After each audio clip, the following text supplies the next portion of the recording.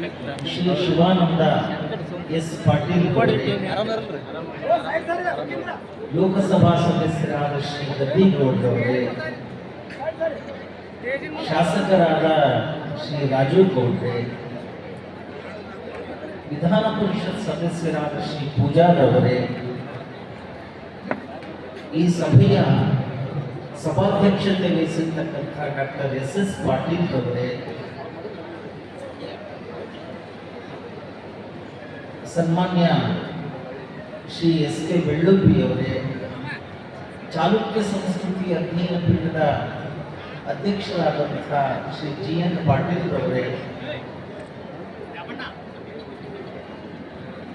25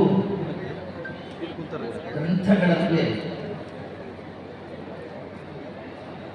ಆರ್ಥಿಕ ಸಹಾಯ ಮಾಡುವುದರ ಮುಖಾಂತರ ಆ 25 ಕೃತಿಗಳು ಸಮಾಜಕ್ಕೆ ಅರ್ಪಣೆಯಾಗಲಿಕ್ಕೆ ಕಾರಣಕರ್ತರಾಗಿರ್ತಕ್ಕಂಥ ಎಲ್ಲ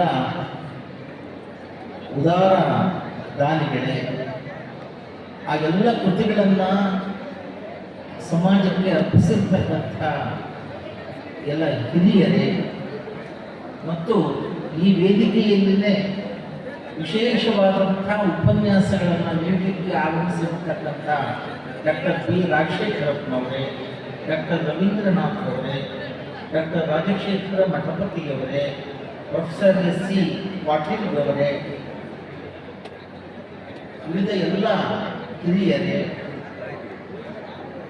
ವೀರಶೈವ ಲಿಂಗಾಯತ ಅಂಡೆ ವಜೀರ ಸಮಾಜದ ಎಲ್ಲ ಗೌರವಾನ್ವಿತ ಪದಾಧಿಕಾರಿಗಳೇ, ಚಾಲುಕ್ಯ ಸಂಸ್ಕೃತಿ ಅಧ್ಯಯನ ಪೀಠದ ಉಳಿದೆಲ್ಲ ಪದಾಧಿಕಾರಿಗಳೇ, ಸಮಾಜದ ಬಂಧುಗಳೇ, ತಾಯಂದಿರೇ, ಮಾಧ್ಯಮದ ಪ್ರತಿನಿಧಿಗಳೇ, ಪ್ರೀತಿಯ ಮಕ್ಕಳೇ,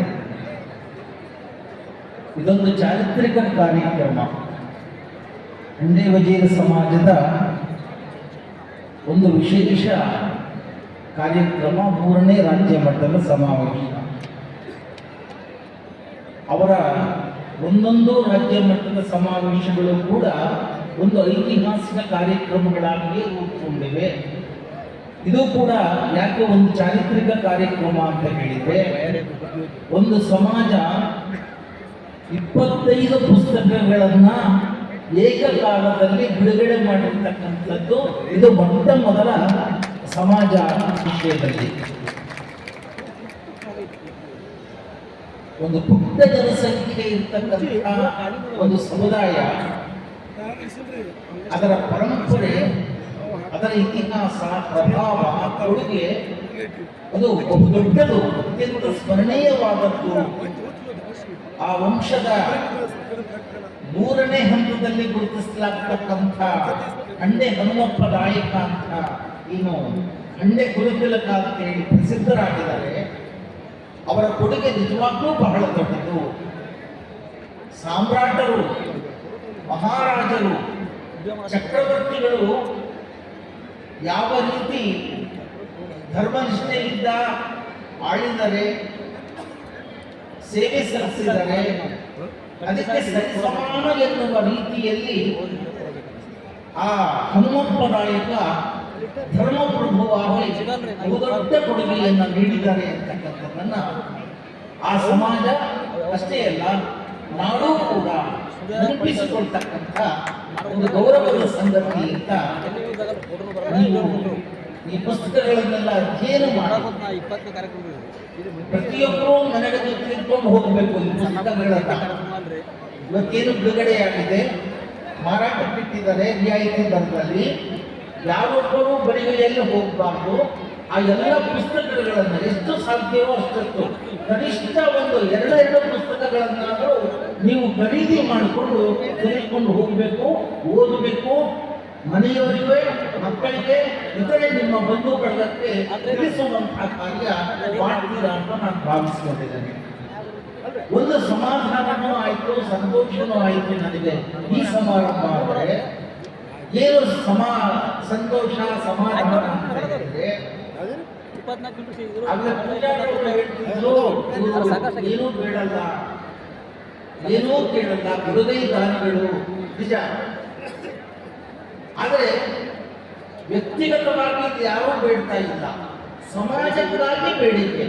ಸಮಾಜವನ್ನು ಸಶಕ್ತೀಕರಣಗೊಳಿಸಲಿಕ್ಕೆ ಬೇಡಿಕೆಗಳನ್ನ ಇಟ್ಟಿದ್ದಾರೆ. ಅದು ಒಂದೇ ಒಂದು ಬೇಡಿಕೆ ಇಟ್ಟರು, ಯಾರೋ SS ಪಟೇಲ್ರು.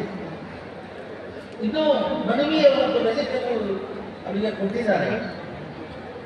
ಬಹಳ ಸಂತೋಷ ಪಡಬೇಕಾದಂಥ, ಸಮಾಧಾನಗೊಳ್ಳಬೇಕಾದಂಥ ಸಂದರ್ಭ ಏನು ಅಂತ ಹೇಳಿದ್ರೆ, ನಮ್ಮ ಶಿವಾನಂದ ಪಾಟೀಲ್ ಅವರ ಭರವಸೆ ಮತ್ತು ಅವರು ಪ್ರಸ್ತಾಪಿಸಿರ್ತಕ್ಕಂಥ ಸಂಗತಿ, ಕರ್ನಾಟಕದ ಈಗಿನ ಮಂತ್ರಿಮಂಡಲದ ಅತ್ಯಂತ ಕ್ರಿಯಾಶೀಲ ಸಚಿವರಲ್ಲಿ ಶಿವಾನಂದ ಪಾಟೀಲ್ ಅವರು ದಕ್ಷತೆಗೆ ಹೆಸರಾಗಿದ್ದರು, ಪ್ರಾಮಾಣಿಕತೆಗೂ ಅವರಿಗೆ ಹೆಸರಾಗಿದ್ದಾರೆ. ಹೆಚ್ಚು ಕಡಿಮೆ 40 ವರ್ಷಗಳಿಂದ ಅನೇಕ ಗೌರವಾನ್ವಿತ ರಾಜಕಾರಣಿಗಳ ಸಂಪರ್ಕ ನನಗಿದೆ. ನಾನು ಗೌರವಿಸುವಂಥ ಕೆಲವೇ ರಾಜಕಾರಣಿಗಳಲ್ಲಿ ಶಿವಾನಂದ ಪಾಟೀಲ್ ಅವರು ಕೂಡ ಒಬ್ಬರು ಅನ್ನೋದನ್ನ ನಾನು ಹೇಳಲಿಕ್ಕೆ ಬಯಸುತ್ತೇನೆ. ಪಾಟೀಲನ್ನ ಕಲಿಸಿಕೊಂಡು ನಾನು 2 ಅಂಶಗಳನ್ನ ಅನುಭವ ಮಾಡಿದೆ. ಈಗಾಗಲೇ SS ಪಾಟೀಲ್ರು ಪ್ರಸ್ತಾಪ ಮಾಡಿದ್ರಲ್ಲ, ಹಂಡೆ ಹನುಮಪ್ಪ ನಾಯಕ ಅವರ ಜಯಂತಿಯನ್ನು ಸರ್ಕಾರದ ವತಿಯಿಂದ ಮಾಡಬೇಕು ಅಂತ. ಇದು ಹಂಡೆ ವಜೀರ ಸಮುದಾಯದ ಅನೇಕ ದಶಕಗಳ ಬೇಡಿಕೆ. ಖಂಡಿತ ಇದಕ್ಕೆ ಅವರು ಹೃತ್ಪೂರ್ವಕವಾಗಿ ಪ್ರಯತ್ನ ಮಾಡ್ತಾರೆ. ಅಷ್ಟೇ ಅಲ್ಲ, ಅವರೊಂದು ಮಾತು ಹೇಳಿದ್ರು, ಇದಕ್ಕೆ ತಾವೂ ಬನ್ನಿ, ಸಿದ್ದರಾಮಯ್ಯ ಅವರಿಗೆ ನಾವಿಬ್ಬರೂ ಸೇರಿ ಮನವರಿಕೆ ಮಾಡಿಕೊಡೋಣ, ಈ ಕಾರ್ಯ ಆಗಲೇಬೇಕು ಅನ್ನುವಂತಹ ಮಾತನ್ನ ಶಿವಾನಂದ ಪಾಟೀಲ್ ಹೇಳಿದ್ರು. ನೀವು ಸಮಯ ತಗೊಳ್ಳಿ, ನಾನು ಖಂಡಿತ ನನ್ನ ಜೊತೆ ಬರ್ತೇನೆ, ಸಿದ್ದರಾಮಯ್ಯ ಅವರಿಗೆ ನಾನು ಕೂಡ ಅವರಿಗೆ ಮನವರಿಕೆ ಮಾಡ್ತೀನಿ ಅಂತ ಹೇಳಿದ್ದೇನೆ. ಅದು ಒಂದು. ಎರಡನೇದು, ಒಂದು ಸಮುದಾಯ ಬಲಗೊಳ್ಳಬೇಕಾದ್ರೆ ಶೈಕ್ಷಣಿಕ, ಉದ್ಯೋಗಿಕ, ಆರ್ಥಿಕ,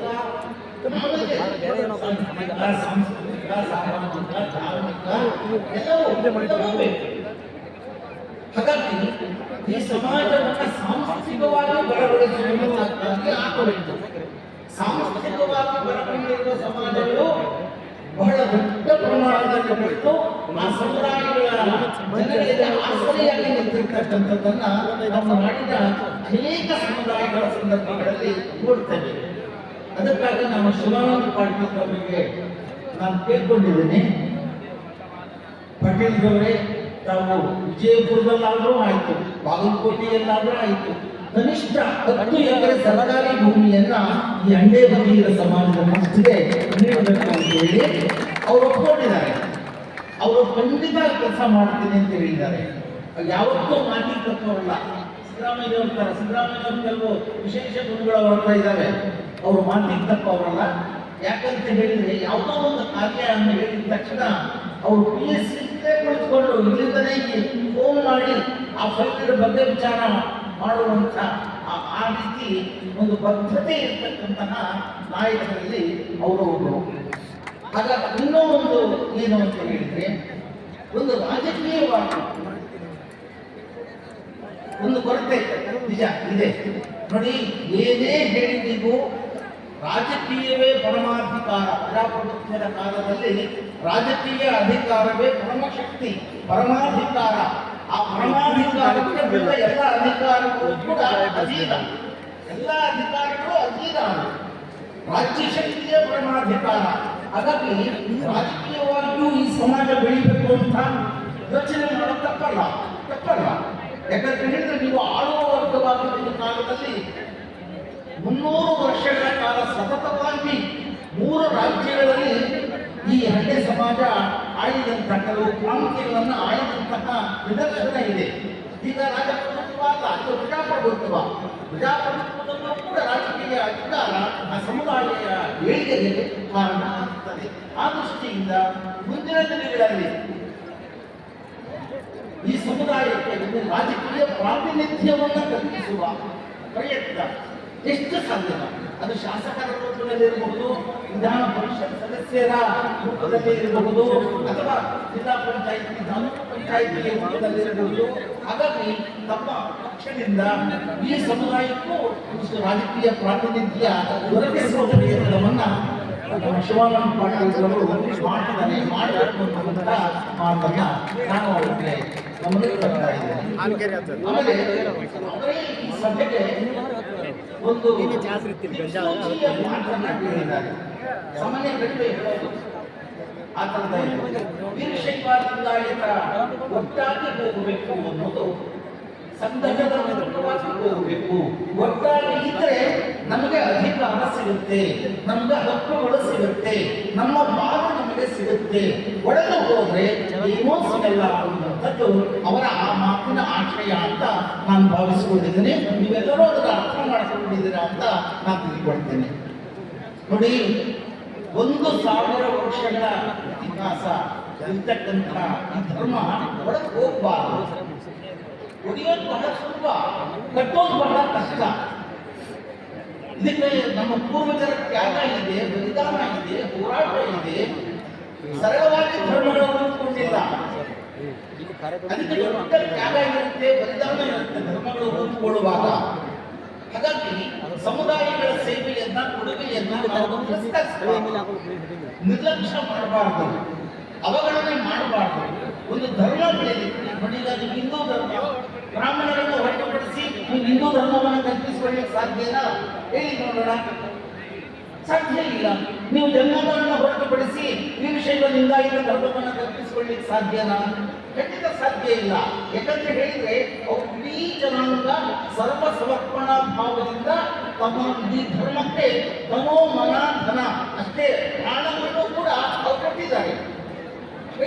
ಬರೋದಿಲ್ಲ, ಸಮುದಾಯಗಳನ್ನ ಬರೋದಿಲ್ಲ. ಗೊತ್ತಾ? ಹಾಗೆ ಸಮರ್ಪಣೆ ಮಾಡಿಕೊಂಡಂತ ಜನಾಂಗ ತಯಾರಾಗಬೇಕು. ಅಷ್ಟೇ ಸಮರ್ಪಣೆ ಮಾಡಿಕೊಳ್ಬೇಕು ಧರ್ಮಕ್ಕಾಗಿ, ಸಮಾಜಕ್ಕಾಗಿ, ಸಂಸ್ಕೃತಿಗಾಗಿ.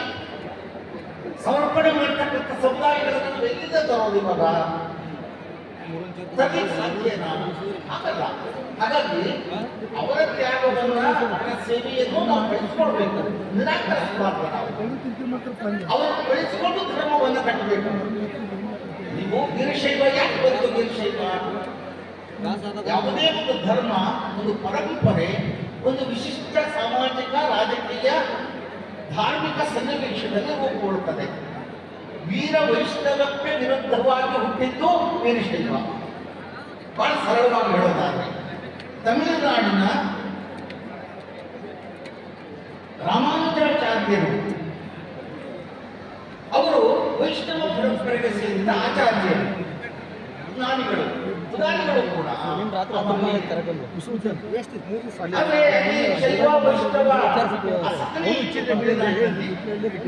ಹಾಗಾಗಿ ಅವರು ತಮಿಳುನಾಡಿನಿಂದ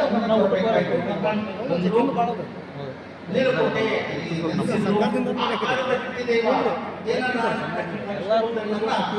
ಬಿಟ್ಟಿದೇವನನ್ನ ವಿಷ್ಣುವರ್ಧನನ್ನಾಗಿ ಮುಖಾಂತರ ಮಾಡಿ ಹೆಸರಿಟ್ಟು ಆ ರೀತಿ ಮಾಡಿದ್ರು. ವೈಷ್ಣವ ಪರಂಪರೆಯನ್ನ ಬೆಳೆಸಿದ್ರೆ ಅವರು ಹೋದರು. ಹಾಗೆ ತಿರುಪತಿ ವೀರಭದ್ರಯ್ಯರು, ವೆಂಕಟೇಶ್ವರನಾಗಿ ಮಾಡಿದ್ರು ಆಚಾರ್ಯರು. ಭಟ್ರಾಪುರದ ವಿಠಲ ಮೂಲತಃ ವೀರಭದ್ರ, ಗದಗಿನ ವೀರನಾರಾಯಣ ಮೂಲತಃ ವೀರಭದ್ರ. ಶೈವ ಸ್ಥಾನಗಳನ್ನ, ಶಿವ ದೇವಾಲಯಗಳನ್ನ, ವೀರಭದ್ರ ಸ್ವಾಮಿಯ ದೇವಾಲಯಗಳನ್ನ, ಯಾಕಂದ್ರೆ ಕ್ಷಾತ್ರ ತೇಜಸ್ಸಿನ ದೈವ ವೀರಭದ್ರ ಯಾಕೆ ಆರಿಸಿಕೊಂಡು ಜನರು ವೀರಭದ್ರನನ್ನ? ಇವತ್ತು ಹಿಂದುತ್ವವನ್ನು ಎತ್ತಿಡಿಯುವಂತಹ ನಾಯಕರು, ಹಿಂದೂ ಧರ್ಮದ ಪ್ರತಿಪಾದಕರು ರಾಮನನ್ನ ಯಾಕೆ ಆರಿಸಿಕೊಂಡಿದ್ದಾರೆ? ಕ್ಷಾತ್ರಗುಣ ಬೇಕವರಿಗೆ, ರಾಮನನ್ನ ಆರಿಸಿಕೊಂಡಿದ್ದಾರೆ. 11ನೇ ಶತಮಾನದಲ್ಲಿ ಈ ಧರ್ಮಕ್ಕೆ ಕ್ಷಾತ್ರಗಳು ಬೇಕಾಗಿತ್ತು. ಸಮಾಜವನ್ನು ಉದ್ದೀಪನಗೊಳಿಸಬೇಕಾಗಿತ್ತು, ಪ್ರಚೋದನೆಗೊಳಿಸಬೇಕಾಗಿತ್ತು, ಸಂಘಟನೆ ಮಾಡಬೇಕಾಗಿತ್ತು, ವೀರಶೌರ್ಯಗಳನ್ನು ತುಂಬಬೇಕಾಗಿತ್ತು. ಯಾವ ದೇವರು ಬೇಕಾವಾಗ? ವೀರಭದ್ರದಂತ ವೀರಶೌರ್ಯದ ಗುಣಗಳುಳ್ಳ ದೇವರೇ ಬೇಕಲ್ಲ.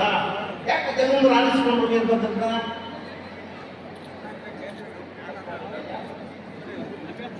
ರಾಮನನ್ನು ಯಾಕೆ ಆರಿಸಿಕೊಂಡಿದ್ದಾರೆ? ಹಾಗೆ 11ನೇ ಶತಮಾನದಲ್ಲಿ ವೀರಭದ್ರನನ್ನ ಆರಿಸಿಕೊಂಡು ಜನರು. ಯಾಕೆ ಆ ಕಾಲಘಟ್ಟದ ಧಾರ್ಮಿಕ ಸನ್ನಿವೇಶವೇ ಆಗಿತ್ತು. ಯಾವಾಗ ಹಂಪಿ ಒಳಗಿದ ವೆಂಕಟೇಶ್ವರನನ್ನ ವೀರಭದ್ರನನ್ನ ವೆಂಕಟೇಶ್ವರ ಸ್ವಾಮಿಯನ್ನಾಗಿ ರಾಮಾನುಜ ಆಚಾರ್ಯರು ಪರಿವರ್ತನೆ ಮಾಡಿದ್ರು, ಶ್ರೀಶೈಲಕ್ಕೂ ಅವರ ಕಣ್ಬಿತ್ತು. ಸತ್ಯ ತಿಳ್ಕೊಳ್ಳೋ ಕೆಲವು ಅಂಶಗಳನ್ನ ಚಾರಿತ್ರಿಕವಾಗಿ ಶ್ರೀಶೈಲವನ್ನು ವೈಷ್ಣವ ದೇವಾಲಯವನ್ನಾಗಿ ಮಾಡ್ತಾರೆ ಅಂತ ಹೇಳಿ ಗೊತ್ತಾದ ತಕ್ಷಣ ಏನು ಮಾಡಿದ್ರು ಗೊತ್ತಾ?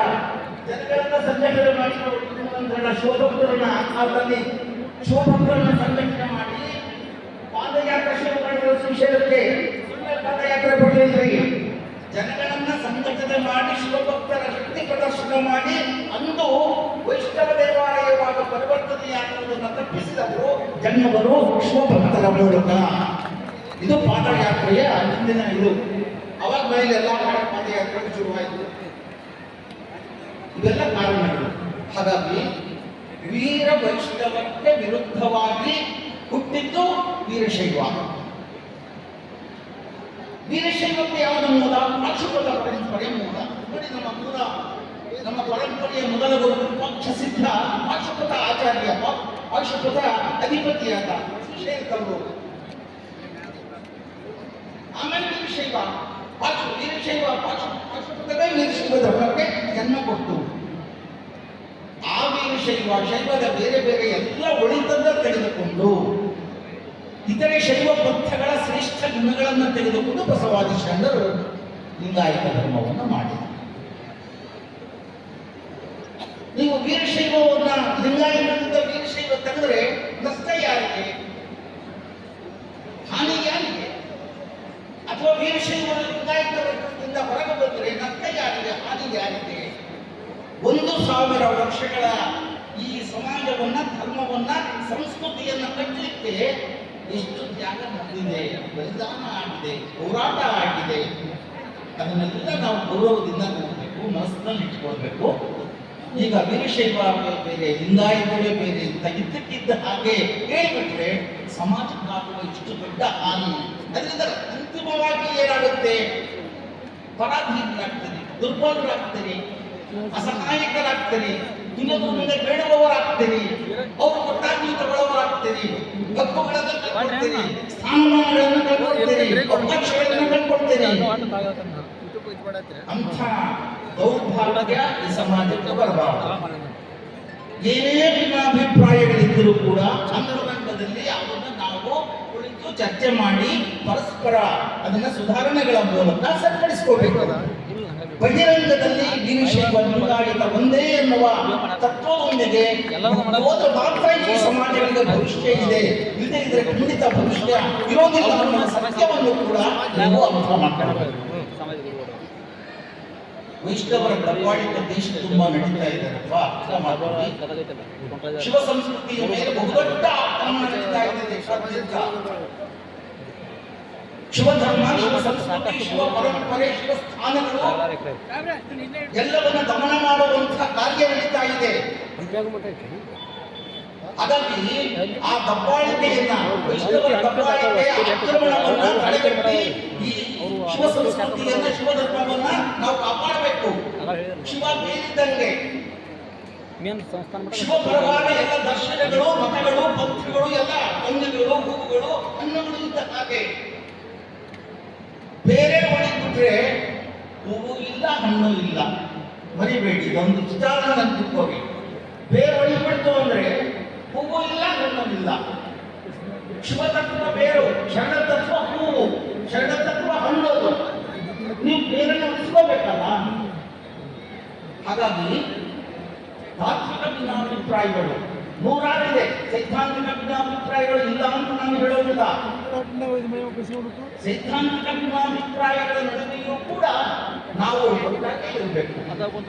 ಈ ಬಹುತ್ವದಲ್ಲಿ ಈ ದೇಶ ಬಹುಭಾಷೆ, ಬಹು ಸಂಸ್ಕೃತಿ, ಬಹುಮತ, ಬಹು ಮತೀಯರಿಂದ ಕೂಡಿರ್ತಕ್ಕಂಥ ಈ ದೇಶ ಎಲ್ಲರೂ ಕೂಡಿ ಬರುತ್ತಾ ಇದ್ದೇವಲ್ವಾ? ದೇಶ ಅದೇ ತತ್ವದ ತಳಹದಿಯ ಮೇಲೆ ಮುಂದುವರಿತಾ ಇದೆಯಲ್ವಾ? ಹೀಗೆ ನಡೀತಾ ಇದೆ. ಅಲ್ಲಿ ನೋಡಿ, ಹಿಂದೂ ಸಂವಿಧಾನವನ್ನು ತರ್ತೇವೆ ಅಂತ ಹೊರಟಿದ್ದಾರೆ. ಎಲ್ಲಿ? ಪ್ರಯಾಗರಾಜನಲ್ಲಿ ನಡೀತಾ ಇರ್ತಕ್ಕಂಥ ಕುಂಭಮೇಳದಲ್ಲಿ ಒಂದು ಗುಂಪಿನ 13 ಅಖಾಡಗಳಲ್ಲಿ ಒಂದು ಅಖಾಡದ ಜನರು ಈ ವಿಚಾರವಾಗಿ ಮುಖಾಲು ಎಬ್ಬಿಸಿದ್ದಾರೆ. ಹಿಂದೂ ಸಂವಿಧಾನ ತರ್ತೇವೆ ಅಂತ ಸಾವಿರಾರು ವರ್ಷಗಳ ಕಾಲ ಭಾರತೀಯರನ್ನ ಗುಲಾಮರಿಗೆ ಬಿಟ್ಟಿರ್ತಕ್ಕಂಥ ಮನಸ್ಥಿತಿಯುಳ್ಳಂತ ಒಂದು ವರ್ಗ ಇಡೀ ಭಾರತೀಯರ ಮೇಲೆ, ಇಡೀ ಭಾರತ ದೇಶದ ಮೇಲೆ ತನ್ನ ಧರ್ಮವನ್ನ, ತನ್ನ ಭಾಷೆಯನ್ನ, ತನ್ನ ಸಂಸ್ಕೃತಿಯನ್ನ, ತನ್ನ ಆಳ್ವಿಕೆಯ ಸಿದ್ಧಾಂತವನ್ನ ಹೇರುವಂತ ಪ್ರಯತ್ನ ಮಾಡ್ತಾ ಇದೆ. ಇವಾಗ ಅದನ್ನು ಖಂಡಿತ ಒಪ್ಪಲಿಕ್ಕಾಗಲ್ಲ. ನಿಮ್ಮ ಧರ್ಮಸೂತ್ರಗಳನ್ನ ನಿಮ್ಮ ಸಮಾಜದಲ್ಲಿ ಇಟ್ಕೊಳ್ಳಿ, ನಿಮ್ಮ ಧರ್ಮ ಸಂಹಿತೆಗಳನ್ನ ನಿಮ್ಮ ಸಮಾಜದೊಳಗೆ ನಿಮ್ಮನ್ನ ಅನುಸರಿಸುವವರಿಗೆ ಹೇಳಿ. ಹಿಂದೂ ಸಂಹಿತೆ, ಹಿಂದೂ ಸಂವಿಧಾನ ಬಂದ್ರೆ ಜೈನರು, ಬೌದ್ಧರು, ಸಿಖ್ಖರು, ಶೈವರು, ಶಾಕ್ತರು, ಲಿಂಗಾಯತರು, ವೀರಶೈವರು, ಅಷ್ಟೇ ಅಲ್ಲ ಕ್ರೈಸ್ತರು, ಮುಸ್ಲಿಮರು ಅವರಿಗೆ ಹೋಗಬೇಕು. ಅವರ ಗತಿ ಏನು? ಎಲ್ಲರಿಗೂ ಸರ್ವಸಮ್ಮತವಾದ ಸಂವಿಧಾನ ಇದೆ. ನಮಗೆ ಸರ್ವರೂ ಗೌರವಿಸುವ, ಸರ್ವರಿಗೂ ಸಮಭಾವವನ್ನ ನೀಡುವ, ಎಲ್ಲರಿಗೂ ಸಮಾನ ಹಕ್ಕುಗಳನ್ನು ನೀಡಿರುವ, ಯಾವುದೇ ತಾರತಮ್ಯವನ್ನು ಮಾಡದೇ ಇರತಕ್ಕಂಥ ಸತ್ಯ ಸ್ವರೂಪಿ ಒಂದು ಸಂವಿಧಾನ ನಮ್ಮ ಮುಂದೆ ಇದೆ.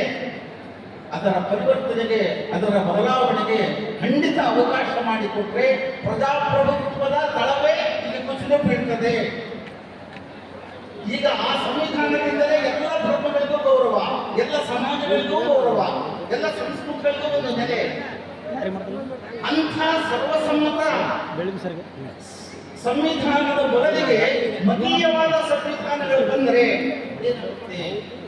ಪ್ರಜಾಪ್ರಭುತ್ವವೇ ಅಳಿದು ಹೋಗುತ್ತೆ. ಅದಕ್ಕೆ ಅವಕಾಶ ಈ ದೇಶದ ಜನ ಕೊಡೋದಿಲ್ಲ ಅಂದ್ಕೊಂಡಿದ್ದೀವಿ. ಅಂಥ ವಿಚಾರಗಳಿಗೆ ತಾವು ಯಾವೂ ಬೆಂಬಲವಾಗಿ ನಿಲ್ಲಬಾರದು. ಈ ದೇಶದ ಎಲ್ಲ ಧರ್ಮಗಳ ಎಲ್ಲ ಜನ ಅಂಥ ಚಿಂತನೆಗಳನ್ನ, ಉಪಕ್ರಮಗಳನ್ನ ಪ್ರಾರಂಭದಲ್ಲಿಯೇ ಅದನ್ನ ತೀವ್ರವಾಗಿ ವಿರೋಧಿಸಬೇಕು ಅಂತ ಹೇಳಿ ನಾನು ಬಯಸ್ತೇನೆ.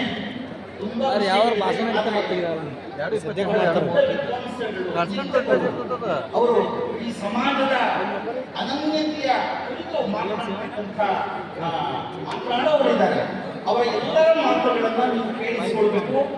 ಬಾಯಲ್ಲಿ ಕೇಳಿದ್ರೆ ಸಾಧ್ಯ ಆದ ನೀರನ್ನು ತಂದುಕೊಡಿ, ಇಲ್ಲ ಅದು ಹೊರಗಡೆ ಹೋಗೋದಿಷ್ಟು ನೀವು ನೀರನ್ನು ಕುಡ್ಕೊಂಡು ಬನ್ನಿ.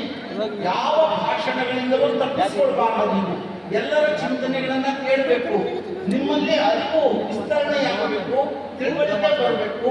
ಬರೀ ಸಮಾಜ ಅಲ್ಲ, ಧರ್ಮ, ಪರಂಪರೆ, ಸಂಸ್ಕೃತಿ ಅದರ ಎಲ್ಲರ ತಿಳುವಳಿಕೆ ಬರಬೇಕು ಅಂತಾನೆ ಬಹಳ ಕಷ್ಟಪಟ್ಟು ಸಂಘಟಕರು, ಪದಾಧಿಕಾರಿಗಳು ಇದಕ್ಕೆ ದುಡಿತಾ ಇದ್ದಾರೆ. ಅದರ ಸಂಪೂರ್ಣ ಪ್ರಯೋಜನವನ್ನು ಮಾಡ್ತಾರೆ. ಸಮುದಾಯದ ಏನು ಬೇಡಿಕೆಗಳಿದ್ದಾವೆ ಖಂಡಿತ ಅವು ಸಾಕಾರಗೊಳ್ತವೆ ಅನ್ನುವ ನಂಬಿಕೆ ನನಗಿದೆ. ಅದಕ್ಕೆ ಗದ್ದಿಗೌಡರು, ಈ ಬಂದಿರ್ತಕ್ಕಂಥ ಎಲ್ಲ ರಾಜಕೀಯ ನಾಯಕರು ಮತ್ತು ಶಿವಾನಂದ ಪಾಟೀಲ್ ಅವರು ಸಾಕ್ಷಿಯಾಗಿದ್ದಾರೆ. ಆ ಕಾರ್ಯವನ್ನು ನೆರವೇರಿಸಿಕೊಡ್ತಾರೆ. ನಿಮ್ಮೆಲ್ಲರಿಗೂ ಒಳ್ಳೆಯದಾಗಲಿ ಅಂತ ಹಾರೈಸಿ ನಾನು ಮಾತುಗಳನ್ನು ಮುಗಿಸ್ತೇನೆ. ಶರಣ ತತ್ವ ಅದರ ಬೇರುಗಳನ್ನು ಉಳಿಸಿಕೊಳ್ಳುವುದು ಇವತ್ತಿನ ಸಮಾಜ